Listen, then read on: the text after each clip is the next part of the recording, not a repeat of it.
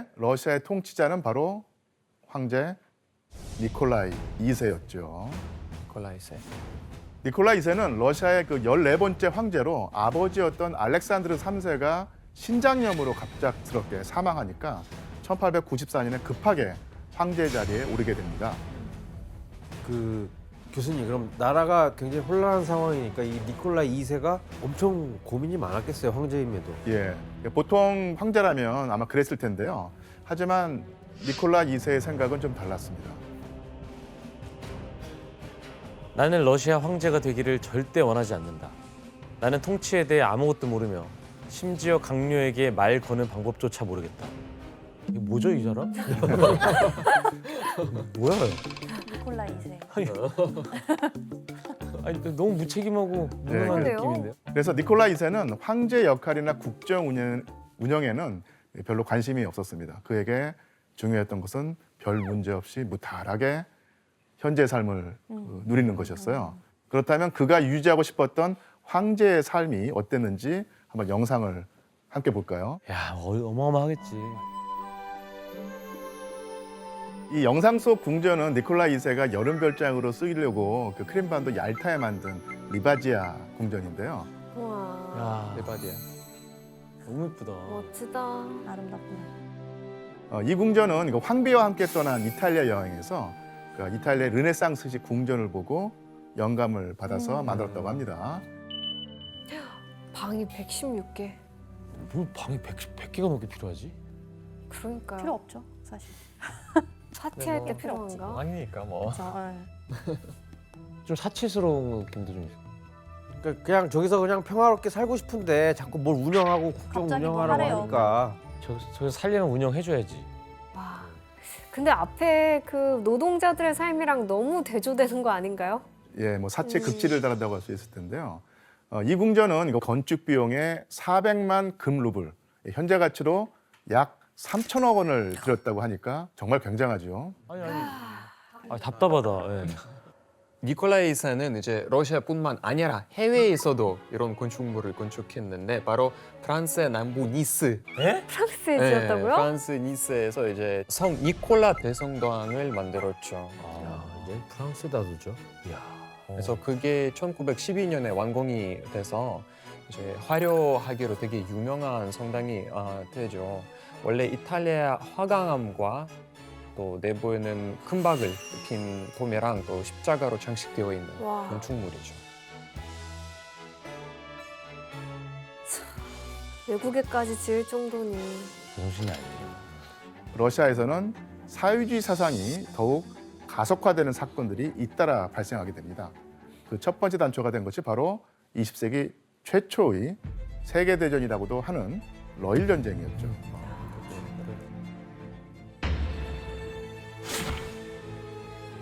러시아-일본 전쟁은 극동으로 진출하려는 러시아하고 만주로 뻗어나가려는 일본이 만주와 조선을 놓고 벌인 주도권 쟁탈전이었는데요.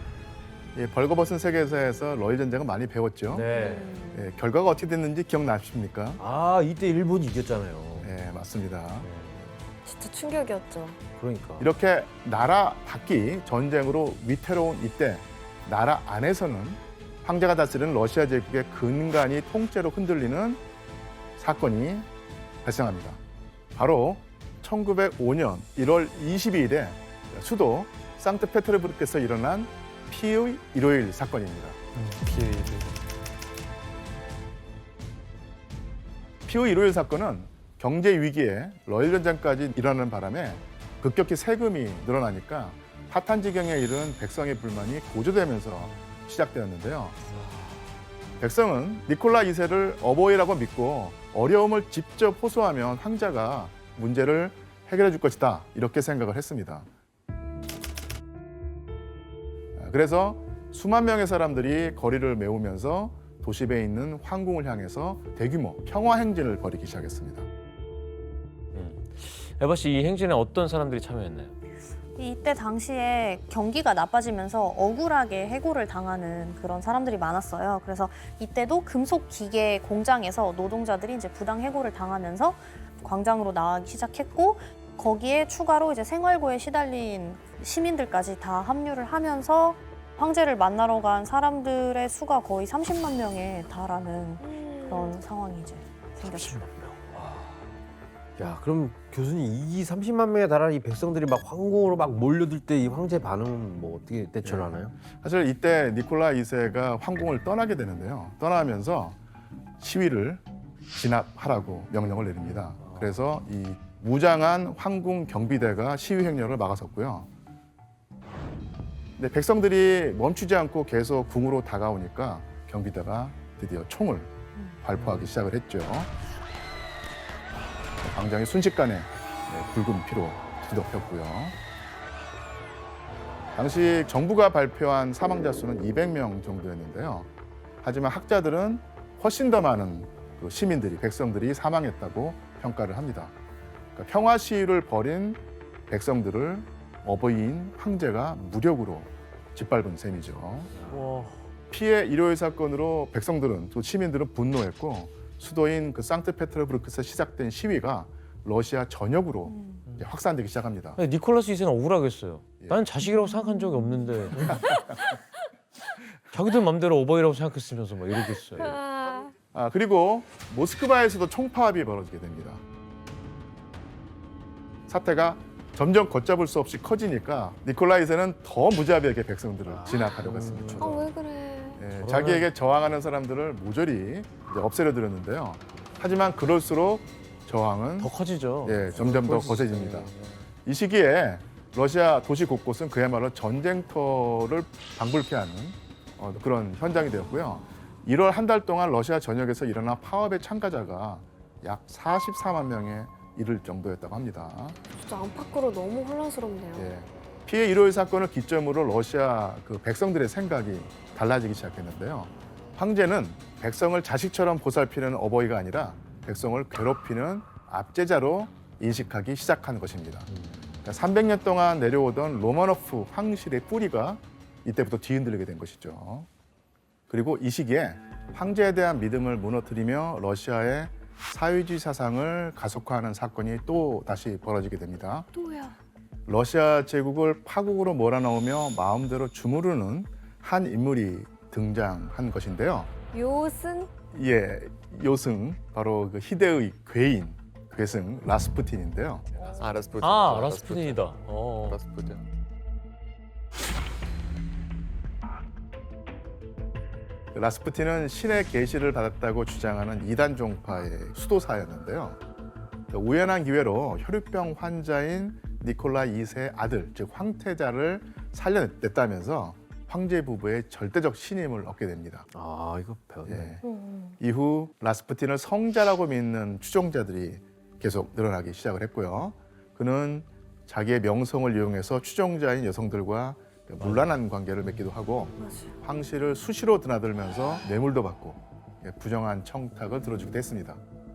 그러니까 라스푸틴의 행태에도 황제 부부는 그저 그를 감싸돌고 돌기만 바빴죠. 이런 상황에서 라스푸틴 때문에 황실의 권위가 바닥에 떨어지는 사건이 벌어집니다. 뭐지? 바로 라스푸틴과 황비가 부적절한 관계를 맺고 있다는 소문이 나는 것이죠. 맞아. 맞아. 있었어.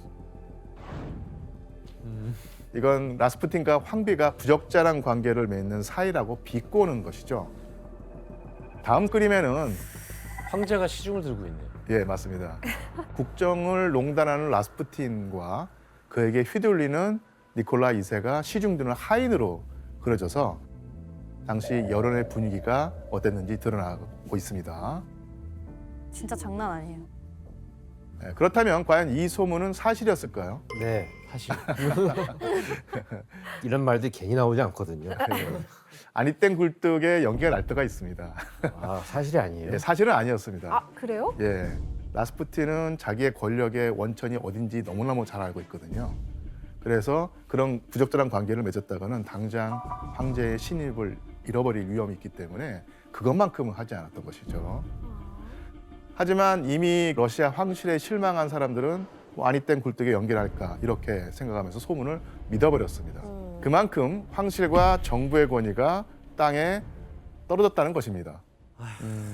이렇게 피해 일요일 사건과 라스푸틴의 국정농단으로 황실에 대한 백성의 믿음이 땅에 떨어지고 실망감이 가득했던 1914년에 드디어 러시아 사회주의가 또 한 번 가속화되는데 결정적인 역할을 하는 사건이 벌어집니다. 바로 세계 1차 대전? 1914년 제1차 세계대전이었습니다.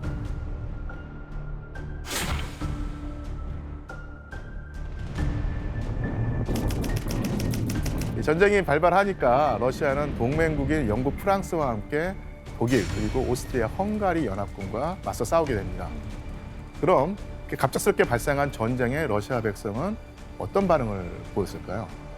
힘들어했겠죠. 지금 생활고에 전쟁까지 못 힘들어 죽겠는데 버티겠는데요? 뭔 전쟁이야. 전쟁 처음에는 애국심에 고취되어서요. 아, 전쟁을 싸우자. 열렬히 지지했습니다.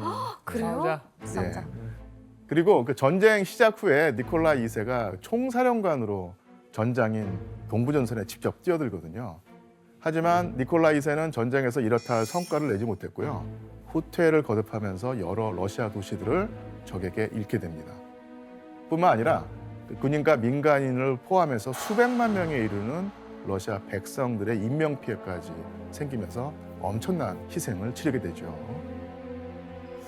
그럼 교수님, 러일 전쟁에서도 패배하고 또 진 거네요? 예, 맞습니다. 그럼 러시아는 왜 이렇게 계속 지기만 하는 거예요?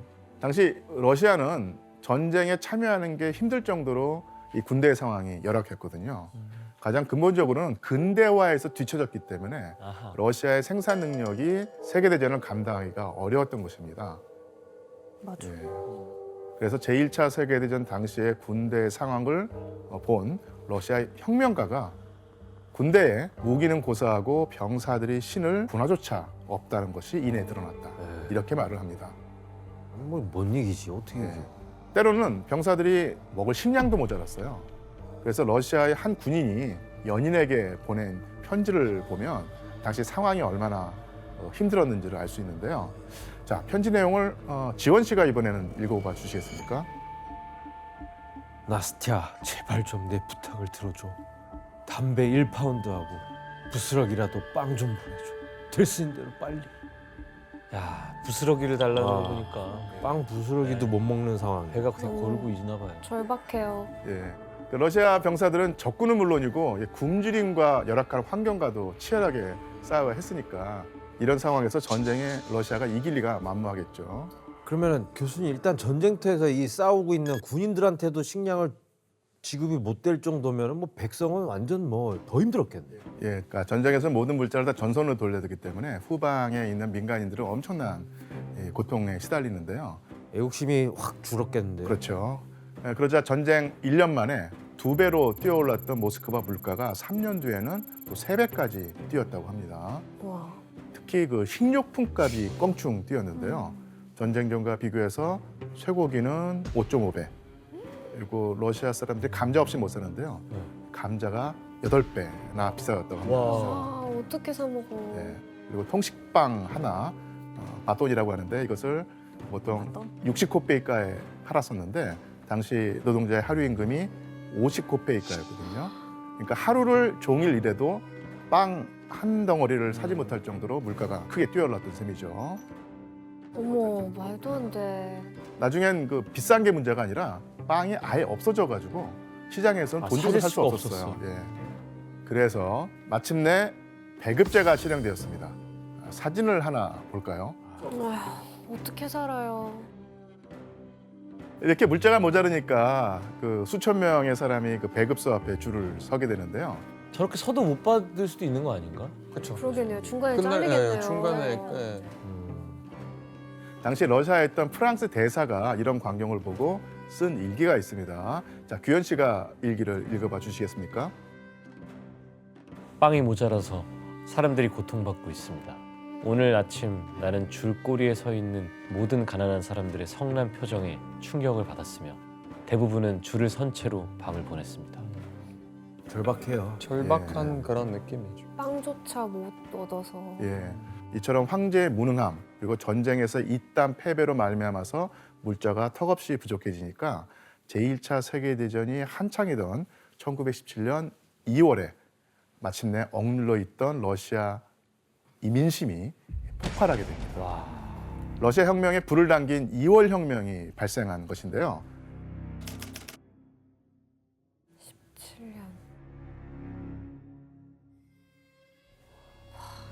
김 나오는 것 봐. 춥고 고프고. 러시아가 저렇게 힘들었구나. 전쟁으로 빵 배급까지 이제 중단되니까 참지 못한 여성 노동자들과 주부가 빵을 달라고 외치면서 황제 니콜라이 물러나라, 전쟁을 끝내라 시위를 벌였던 거예요.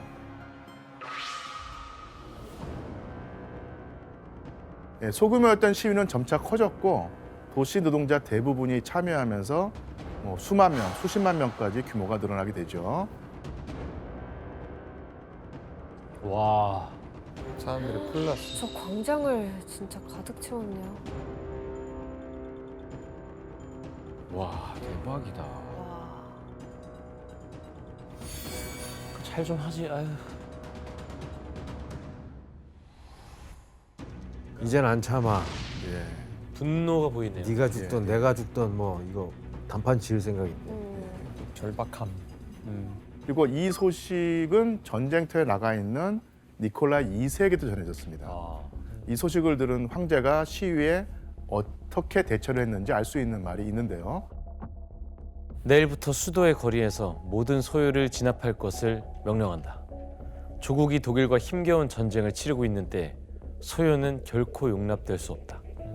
폭동을 일으켜? 니는 죽었어. 이거 아니에요? 예, 황제는 1905년 피해 일요일처럼 다시 한번 백성을 강경하게 진압하라고 지시를 합니다. 예, 전쟁에서 쏠 총황도 부족한 상황에서 백성에게 발포를 명령한 것입니다. 그래서 2월 26일 아침에 결국 백성을 진압하기 위해서 병사가 도처에 배치됐고요. 이때 황제의 발포 명령을 전달받은 병사들은 어떻게 했을까요? 못쏠것 같아. 쏘나요? 못 쏠 것 같은데 느낌이. 병사들은 백성에 대한 사격을 거부하고요. 그러니까. 허공에다 대고 총을 쏩니다. 와. 시위대를 죽일 수 없다는 얘기죠. 그리고 시위대에 총을 들고 합류하기에 이릅니다. 이때 시위대에 합류한 병사만 해도 모두 7만 명에 이르렀다고 해요. 이렇게 무기를 가진 병사들까지 시위에 합류하니까 혁명은 걷잡을 수 없이 커졌습니다. 야, 이렇게 1905년 피해 일요일 사건에서 황제의 편에 섰던 병사들이 12년 뒤인 1917년 2월에는 완전히 백성의 편으로 돌아서게 됐던 거예요. 교수님, 예. 이 전쟁터에 나가 있던 황제 니콜라이 2세는 어떻게 되나요? 예. 당시 벨라루스 모길료프 지역에 있던 니콜라이 2세는 즉시 상트페테르부르크로 향하는 기차에 올라탔습니다. 하지만 시위대의 목소리는 황제가 진압할 수 있는 상황을 한참 벗어났죠. 결국 시위가 시작된 지 일주일 뒤인 3월 2일에 니콜라이 2세는 수도에 도착하지도 못한 상태에서 기차 안에서 황제의 자리에서 내려온다는 회의 성명서를 작성합니다. 마침내 300년 넘게 지속된 로마노프 황조가 무너지게 된 순간인데요. 백성이 주도한 2월 혁명은 성공으로 끝나게 됩니다. 일리아 씨, 혁명 이후에 폐위된 황제 그리고 가족들은 어떻게 되나요? 그러면 이제 황제 그 권력을 박탈이 되고 또 한순간에 모든 걸 다 잃은 일반인이 된 상황이죠. 그러다가 이제 니콜라이 2세는 수도로부터 멀리 떨어진 오지로 이송됐어요. 와, 예. 2월 혁명이 성공하자 사람들은 황제의 상징인 쌍두 독수리 깃발을 찍고요. 거리마다 혁명을 상징하는 붉은 깃발을 내걸었습니다.